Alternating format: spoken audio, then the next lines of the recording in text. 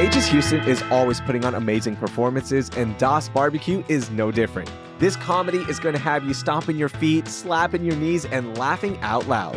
It reimagines Wagner's epic music drama, The Ring Cycle, as a hilarious Texas hootenanny. By the way, I've always wanted to say hootenanny out loud. Say it with me, hootenanny.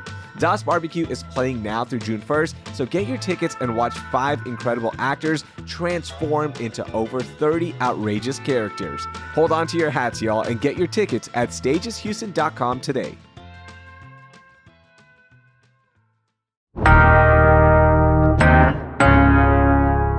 Today on CityCast Houston, it's Friday, so I'm bringing on our friend and Pulitzer Prize finalist Evan Mintz to break down the biggest stories of the week. And after today's conversation, executive producer Laura Isensee will be joining us for a conversation sponsored by Stages Houston about their latest production, Lessons Learned. Stick around. It's Friday, May 2nd. I'm Raheel Ramzanali, and here's what Houston's talking about. Evan, I want to start with a public service announcement because there's a new scam going on right now with parking tickets where scammers are placing fake tickets on windshields that have QR codes. And this is really important because QR codes are not on normal parking tickets. And what happens is you get to your car and you're like, oh my God, I got a parking ticket. And people are scanning these QR codes. And guess what? Bam, you are now scammed because you're paying a fine to somebody that is not the city. Have you heard about this? I have. And I've got to say, it's a scam because when is the city actually handing out parking tickets? Honestly, like when is the city ever enforcing traffic laws ever? It's a scam. Every time I park in downtown, I walk back and I'm like, oh my God, please don't let there be a parking ticket. Please don't let there be a parking ticket. I'm always fearful and there never is. So yeah. I guess, they're not handing out that many. By the way, Park Houston is saying that the real tickets, again, will never have a QR code and that you can always go to houstontx.gov/parking to make sure that your citation is legit if you do have one on there. Have you ever been scammed by something like this? No, I did get one of those text messages that purported to say like, oh, you owe money to the toll road. Yeah. And I was like, uh-oh. And then I thought for a second, like, wait, this doesn't seem real. No, it probably was the email that it came from because a lot of these text messages, when I was getting these toll scams, they were coming from like an email to your text message. And the email would just be like bigbear418@yahoo.com. I don't think that is a legit email coming from a government official. Evan, let's get to your big story. What is it for this week? Oh, the big story is that Houston's doomed. Like we're in trouble here. Oh, no. Uh-oh, what happened? Well, oil prices are plummeting. We saw the biggest monthly fall in oil prices since COVID. They're teasing around the high 50s, which means we're probably not reaching break-even numbers. Wells are going to be shut down. OPEC is making it worse by increasing its own production numbers and flooding oil markets. The national economy is shrinking, by the way, according to the latest reports from the Commerce Department. After months and months of constant growth, we are shrinking. And tariffs are hitting businesses at the Port of Houston. There's a great interview with economist Ed Hers from UH in Houston Public Media, where he's talking about these manufacturing companies around the port that rely on functioning supply chains and the storage facilities and the warehouses are all going to be shut down or see less business because of these tariffs. Everything's going to get more expensive. You're not just going to see fewer imports, you're going to see fewer exports. And meanwhile, there are attempts by the Trump administration to deport Houston residents, including legal residents like Afghan refugees who moved here after helping the U.S. military. And that's another hit to the local economy. Population growth leads to economic growth, and population shrinkage leads to the economy shrinking. It is a worst of all worlds right now in Houston, and I am terrified. Okay, Evan, thanks for scaring the pants off of me. I am terrified now. And by the way, on Monday, we'll have an episode on how you can survive a recession in Houston if it does come to that. But I want to go back to oil prices. How much has oil fallen since President Trump took office for the second time? About 3 months ago, oil was around 80 per barrel. That's kind of a little sweet spot. It's a little low for drillers, but it's like nice for consumers. Everyone can live with it. Right now, when you're in the high 50s, low 60s, that spells trouble for the industry. And you're not really seeing the breakthrough on, say, lower gas prices for consumers either. I know this is scary, and I know all signs are pointing to something really bad here locally and maybe even nationally. But I also saw a report that Houston is actually well positioned for 2025, right? The economy is that we are supposed to grow more than just the country as a whole. What are your thoughts on that? Like, are we okay? Mhm. Like, are we going to be fine? Fifth Third Bank has been going around doing speeches with the Greater Houston Partnership, talking about how they're kind of optimistic. But a lot of their work comes from a report that they put out in January, before oil prices plummeted, before we got hit by the tariffs, and the tariffs aren't even in full effect yet, and before we started to see these major deportation efforts. So I would say, let's take another look at how things are right now and reassess. Houston dynamically is typically in a good spot. We've got housing that's more affordable than other cities. Our region is still growing. We're more diversified than we were during the 80s, during the big oil bust then. But you rely on so much going right for a city like Houston. When stuff starts to go wrong, it feels like that we're in real trouble. And also, you have this issue that usually when one thing goes wrong, other things will fill in those gaps. If oil gets really cheap, it also means that your plastics production and chemicals production gets really successful because their inputs are cheaper. But if the Mhm. entire economy is plummeting, if the global inputs you need to run your business are too expensive, if your workforce is getting deported, then a lot of stuff you need to go right is going to go wrong. You mentioned that imports and exports are being impacted by the tariffs. And it seems like every single day, the plan for tariffs is changing based on what President Trump is feeling and what he's seen. Okay, that's what it feels like. Yeah, How bad has it fallen at Port of Houston? Is it at a point where, they're going to be shutting down certain sections, or is it just we're kind of watching and seeing?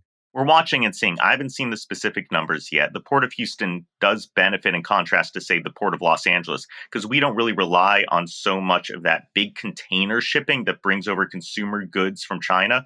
It's a lot of petroleum products, imports and exports. It's a lot of raw materials. It's also where we roll off a lot of automobiles that are manufactured elsewhere. They literally drive the cars off of the ships. But if we're not buying foreign automobiles, then we're in trouble. If other people are doing retaliatory tariffs against us and not buying our petroleum products, then we're in trouble. And really, if a lot of the basics of global trade isn't happening one way or another, then we're in trouble. One last thing, you mentioned the human impact as well, deporting people that are here legally. But I also want to point out another aspect of this because it's not just oil and gas. Federal funding cuts are hitting the Texas Medical Center, Baylor College of Medicine. They announced that over 100 people are being laid off because of funding cuts. MD Anderson announced a hiring freeze hitting their administration offices. So we're starting to feel these impacts from the national level here locally, even beyond just the oil and gas and also the deportations that are happening. And, it's not just the people who are getting laid off at our hospitals. It's the funding for the research that was supposed to happen at those hospitals and research at the University of Houston and Rice University. That research keeps America on the cutting edge of innovation.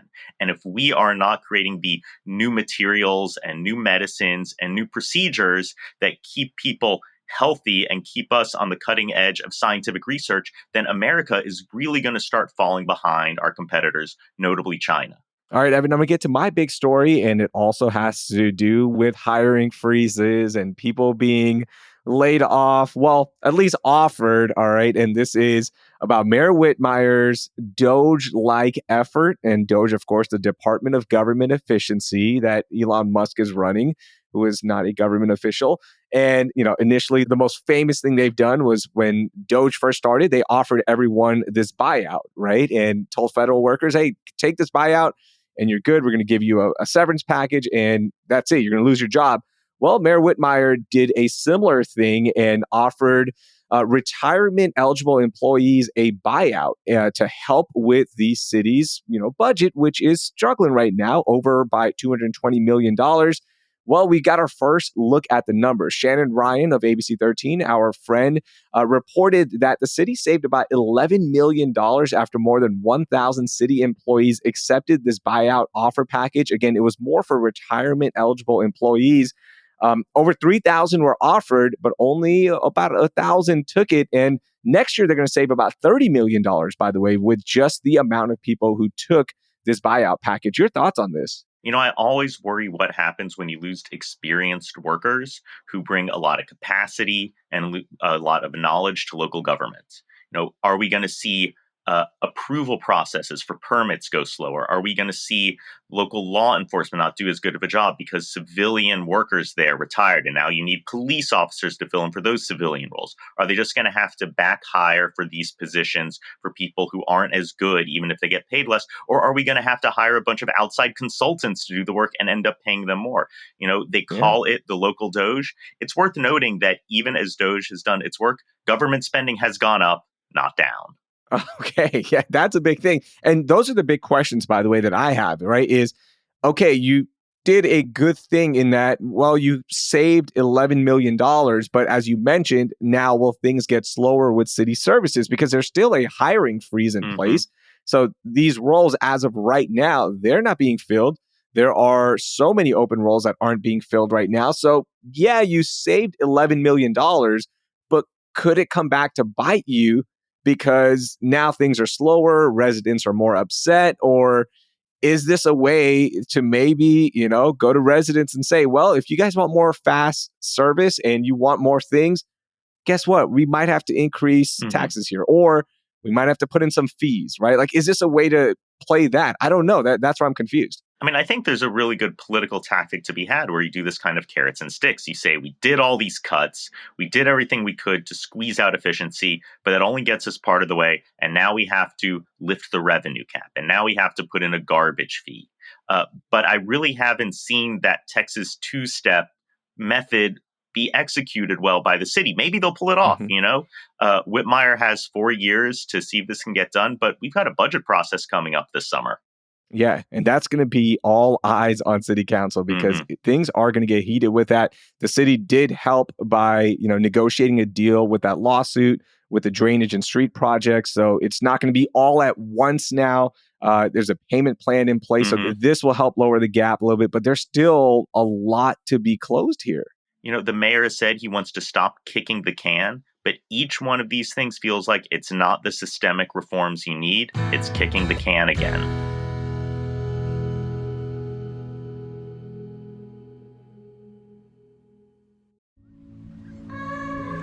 The Texas coast is special to me, and it's always calling me. My family has made countless memories there, and just off the Texas coast sits a unique beach town marked with salty vibes and sun-soaked memories, Port Aransas. It's a place where family traditions naturally unfold, and you'll find beauty in the island views while taking time to relax between adventures. And with 18 miles of shoreline, there are plenty of adventures, from kayaking with the kids to fishing off the coast or simply cruising down the beach in a golf cart, soaking in the sounds of the Texas coast. That sounds wonderful. Start planning your getaway now with your friends and family because there's nothing like having multiple generations under one roof so everyone can enjoy those perfect beachfront mornings and that cool Gulf breeze in the evening.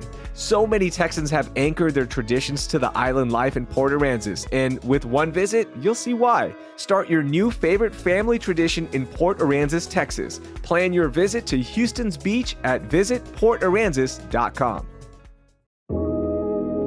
I can feel it. Mother's Day's around the corner and you're scrambling to find that perfect gift. Well, stop panicking and head to auraframes.com because the Aura digital frame is an awesome present that mom will love, and it's so easy to set up. Seriously, my mom had it set up in 3 easy steps. I love the Aura frame because my siblings and I can add pictures from wherever we are directly to our mom's Aura frame.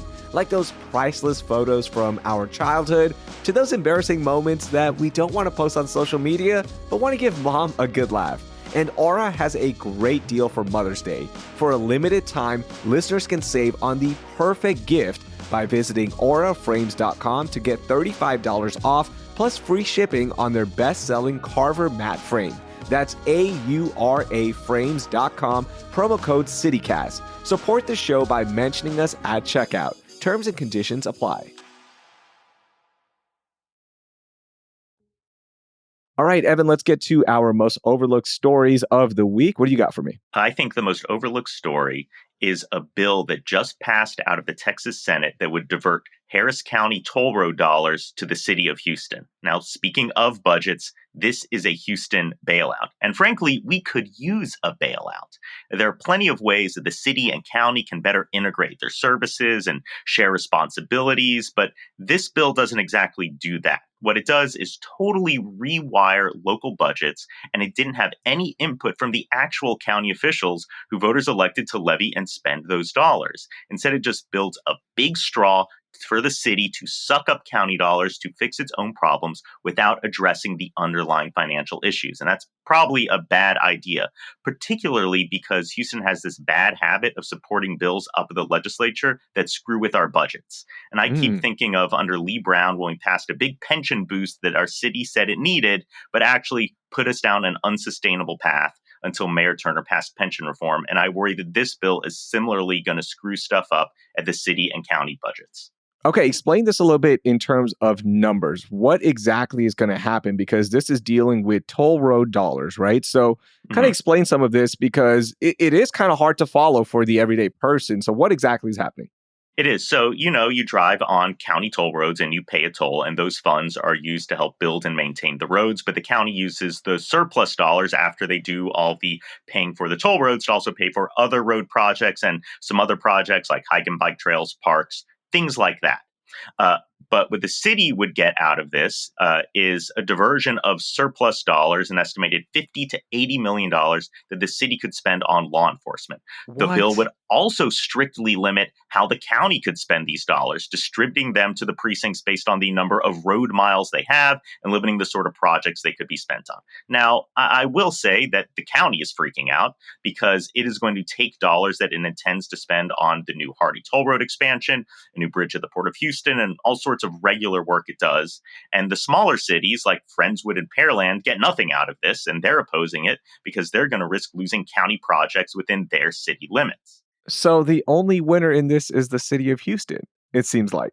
Yes, although some critics say that county benefits too because the toll road authority has misspent these dollars on parks and trails, and admittedly, the highly paid head of the toll road agency had an utterly embarrassing performance before the Senate committee where he couldn't answer basic questions about the revenue raised and the money spent.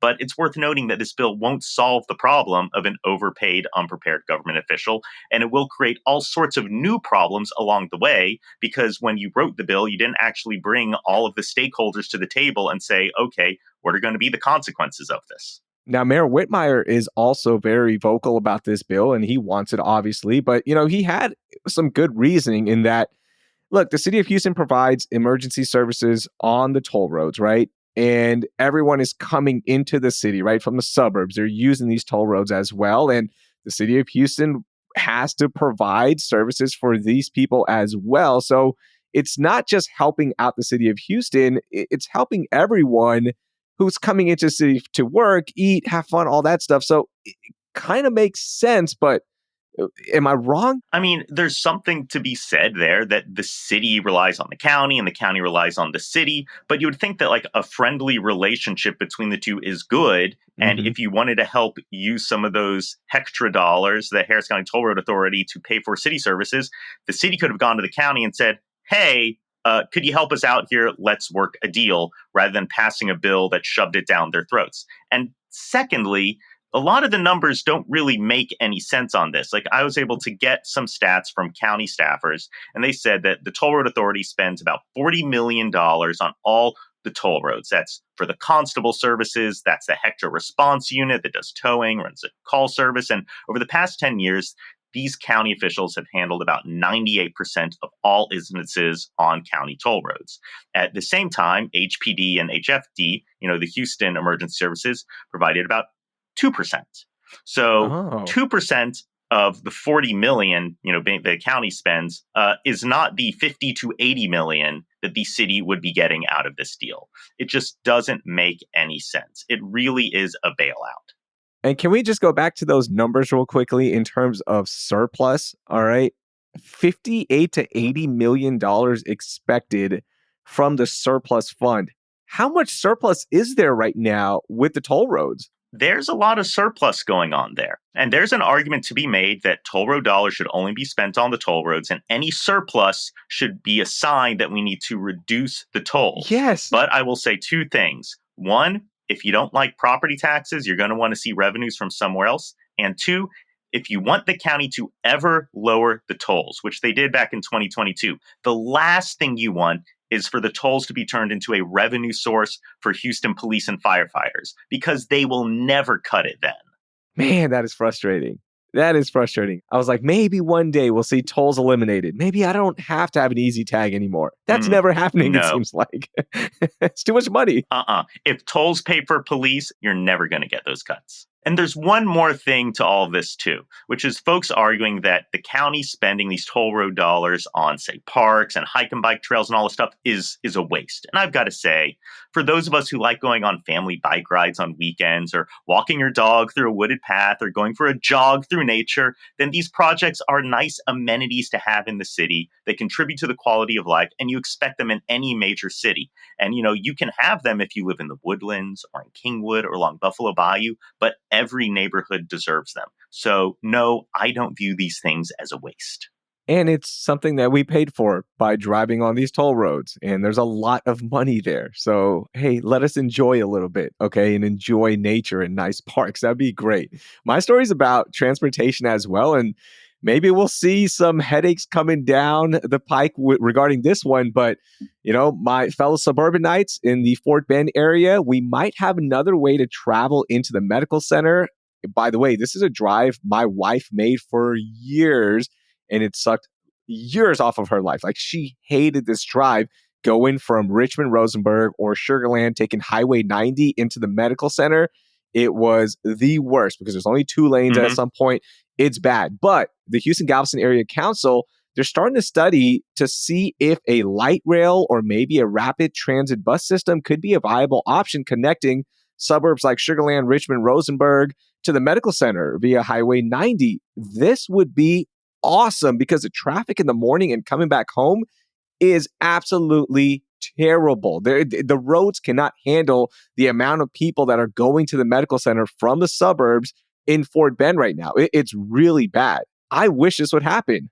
I mean, I got to say, I've heard about this idea for decades now of building some sort of rail or mass transit system along US 90 to connect Fort Bend with Houston with the medical center. And I hope that it gets done. I think it makes sense. It looks like they have the right of ways and there's demand for it. And it connects a key residential area with a key business zone. It brings people to their jobs. And, that's how mass transit works really well. But I've got to say, I've seen it before. We'll see if it happens now, particularly at a time when every single mass transit project in Houston is getting shut down at the city level. The state doesn't seem to support it, and the federal government certainly doesn't support it right now. So it's not going to happen anytime soon, but it would be so good because even on weekends, like Texans games, getting there, I take Highway 90. I don't go to games because I'm like, I don't want to deal with the traffic. I don't want to deal with parking. But if you told me that I could just park somewhere and take a light rail in or a bus system on a Sunday even, I'm there. Like, get me season tickets. Your boy is signing up because it's so much easier. And imagine that for people who work in the medical center. I know several people who've had to make the decision of moving from Sugar Land or Richmond to closer to the medical center because the drive was just a headache for them. They could not do it anymore. Oh, I don't doubt it. Driving in Houston, having to put up with traffic every single morning is a miserable experience. And for all of the upsides of having a system that relies on cars where you can go wherever you want, whenever you want, at your own time, there's something to be said about having mass transit for those regular commuter trips that happen. And by the way, speaking of Sugar Land, hey, shout out to them. They were named the 3rd best suburb in the nation by a recent study. I've linked it in our show notes if you want to read it. But I want to give Sugar Land some love. That's awesome. Maybe more people are going to be moving there. Maybe that could be a factor in getting this thing built out because that would be fantastic.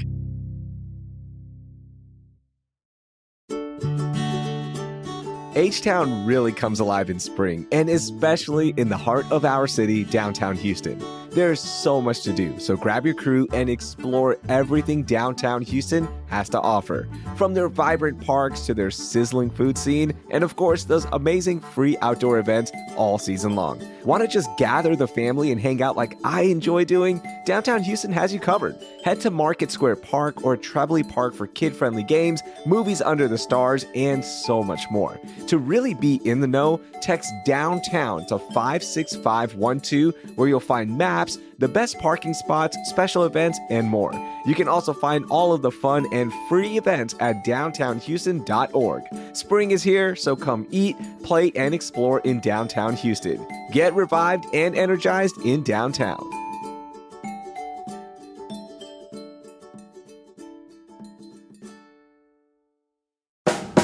Hey CityCast. According to me and my calculator, you will spend more time this week between the sheets than you will at work. So upgrade your sheets to Cozy Earth. Luxury starts where you rest.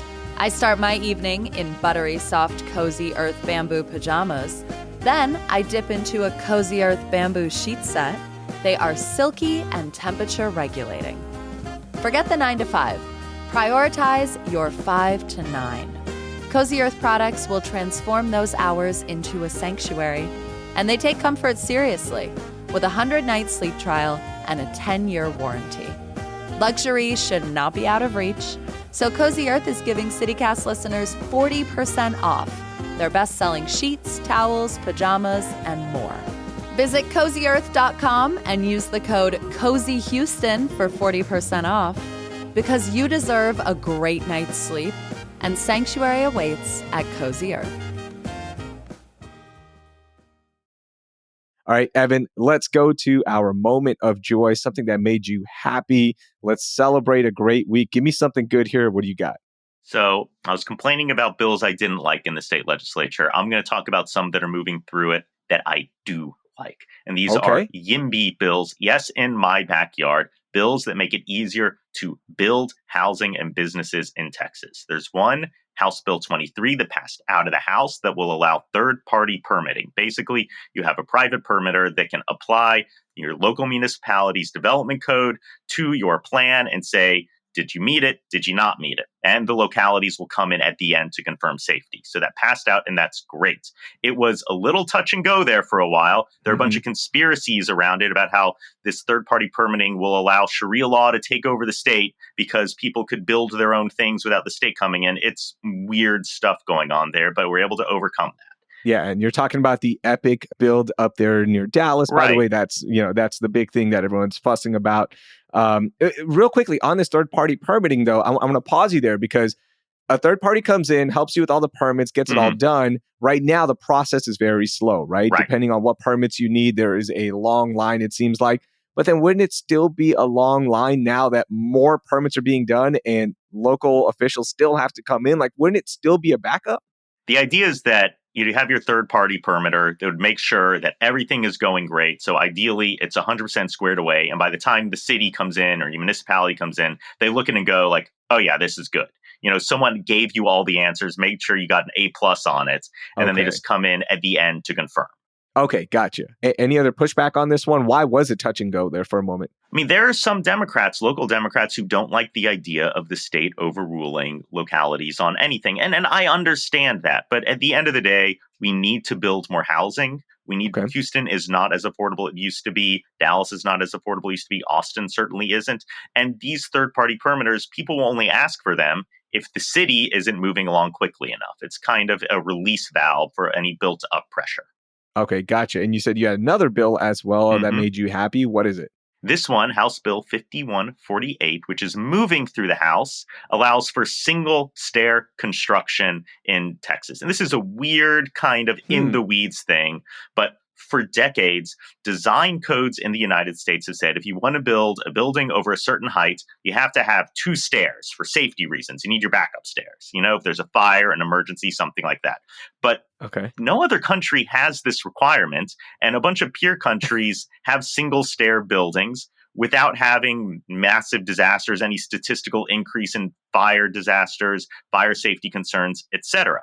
And so the hope is that if you can build apartment complexes, 4, 5, 6 stories with just a single stairwell in the middle, it makes it so you can build them smaller, a smaller lot rather than those massive, 5-story over commercial that you see like in Midtown. Yeah. It also means you can build larger apartment units, multi-bedroom units, because less space is used for Oh, okay. stairs Gotcha. and more room for people to live in. It is a real kind of quixotic policy campaign by urbanists, but I'm happy to see Texas taking it on. Evan, both of these bills sound amazing. I know you're happy about it, but can you explain to us why you're so happy about it? Well, one of the best things about Houston is that it's an affordable place to live. And we're so much more affordable than, say, New York City or San Francisco or even Austin. But we're seeing these cities confront the fact that they are unaffordable, often caused by these regulatory barriers that get put in place, your zonings, your lot minimums, your permitting approval process, things like that. And as these high cost cities start to address these concerns, we start to lose our competitive advantage of being affordable. Houston starts to fall behind. And I want to make sure that Texas cities across the board, specifically Houston, are keeping up on where we need to be affordable. And honestly, every cent that you don't have to spend on housing because you add new supply to the market and costs go down means you have a penny to spend on something else, whether it's going out to dinner, whether it's a nicer car, whether it's camp for your kids, whatever it is. And so many problems, I think, in the United States right now are caused by high housing costs. And we can get that under control, so many other things fall in line. Evan, my moment of joy was reading Sam Gonzalez Kelly's beautiful story on how Houston became a Vietnamese hub 50 years ago after the fall of Saigon. Now, the greater Houston area is home to over 157,000 Vietnamese Americans. And of course, their impact can be felt through so many different parts of our city, right? From the iconic food to the mom and pop businesses, fishing, politics, so much more. And Sam did such a great job laying all of this out. And this story has so many important encounters and families that just lay out why Houston is so important. So please read this story. Like, there was one part in the story where he was talking about how Vietnamese immigrants would pool their money together to buy, boats. So each family can start a fishing business on the Gulf Coast. And, stories like that, you look back and you reflect and you go, wow, it took so much work and they had to deal with so much hate and they made it and they're a big part of our city. So please read it. It was some incredible work. It really is a reminder of how immigration has helped Houston thrive and turned us into the city we are today. And also, that is something we do well. We welcome people better than other cities. We integrate people better than other cities. It is a skill set that we have and we should keep doing. Perfectly said. Evan, thank you so much for joining us. My pleasure. I'll see you all next time. That was Evan Mintz. I've linked all of the stories from today's conversation in our show notes. And while you're there, please subscribe to our daily newsletter, Hey Houston, so you can get even more news, events, and more in your inbox every morning. And if you haven't subscribed to CityCast Houston yet, no shame, just do it now. Hit that subscribe button so you never miss an episode. And please drop us a rating and review as well. One last thing, share this episode with 3 friends who live in Fort Bend, and maybe we can make that light rail actually happen. And don't go anywhere. In just a second, we've got a segment sponsored by Stages Houston. Executive producer Laura Isensee is chatting with Denise Fennell, who is bringing her new one-woman show to Stages. Hey, I'm Laura Isensee, executive producer of CityCast Houston, here with Denise Fennell, actress and co-writer of the latest production at Stages Houston. Denise, thanks so much for being here, and I'm so excited to learn about this new production. What was the inspiration behind creating Lessons Learned? Thank you so much, Laura, for having me. I always appreciate feeling so welcomed into the Houston community. Lessons Learned was totally inspired by my Houston audiences here at Stages, and it's sort of a love letter and somewhat of a letter of apology to my parents and all the people who helped to raise me. And I think what is most exciting for me for this particular project is it's co-written with my husband, Rick Pasqualone. And this will be the first time, Laura, that I'm actually playing myself on stage. So I'm really looking forward to finally getting to know my Houston audiences as Denise. Wow. And would you say that Lessons Learned is for your Houston audience, or who do you think it'll resonate with?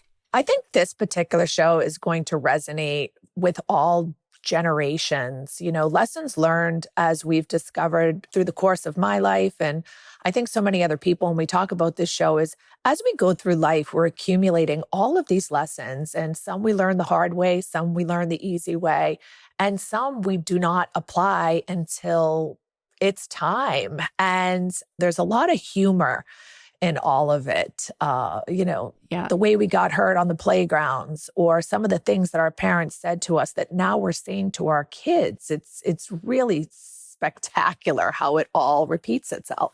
And I think what's super cool about this one, and I don't want to give it all away. Yeah. But many years ago when I was here in town, this particular piece was inspired by an audience member. And later on in the play, I'll actually touch upon that. And I think what's really fun about the types of performances that I do is I involve my audience, and there definitely is scripted material, but I also keep it pretty loose so that the show can kind of go where it needs to go, and we can story tell with each other. So I'm looking for the audiences to share some of the lessons that they've learned in their lifetime with me also. I was actually going to ask you about that because so many of us here in Houston, we've seen you at stages in Sister, and they know you for your sharp, witty interactions with the audience. Can you tell me more about that interaction you have in the audience with this one? Would you go so far as to say it's improv? Yeah.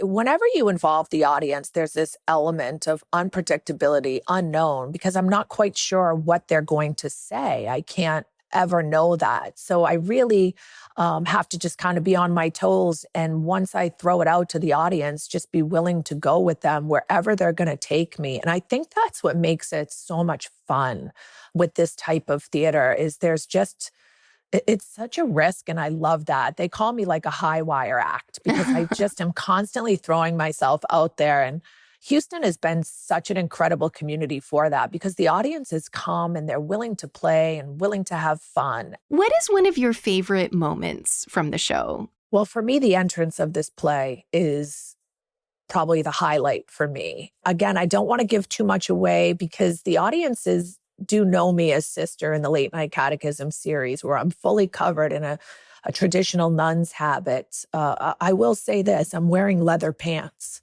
Okay. So, and the entrance is really quite something. And I'll be drinking this time. I'll be drinking a little red wine with my audience. So it's very, again, conversational. It's a hybrid of storytelling and stand-up and interaction and really something new. We've kind of tried to incorporate all the things that I love about all the shows that I've performed in the past and really try to make this piece specific to that. And tell us again, when can listeners catch you at Stages Houston for this new production? So we're opening on May 2nd. We're in rehearsals right now, and this is a very short run. We're going from May 2nd to May 11th, and tickets are selling out really fast. Congratulations. Thank you. And thanks again for joining us, Denise. Again, check out stageshouston.com to learn more.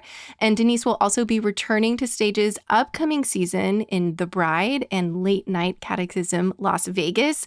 We'll have that link for you in our show notes as well, so you're just a click away. Thanks for listening. Thanks, Laura. That will do it for this week here on CityCast Houston. Our producers this week were Francisco Kilgore and Carleon Jones. Our newsletter editors this week were Francisco Kilgore and Brooke Lewis. Our executive producer is Laura Isensee, and I'm your host, Raheel Ramzanali. Our music is by the band All the Kimonos, with additional music by Roy Williams, courtesy of epidemicsound.com, as well as music from Wendy Marcini and Abbas Premji from Triple Scoop Music via Getty Images. We'll be back on Monday to talk even more about the local economy and how to survive a recession if one does hit Houston. Thank you for listening, and I hope you learned something new. More people can buy houses and, again, spend more dollars in the economy and maybe buy more ads on CityCast Houston, okay? I'm just saying, if you have more money for everything. Best way to spend your money. Yes, absolutely.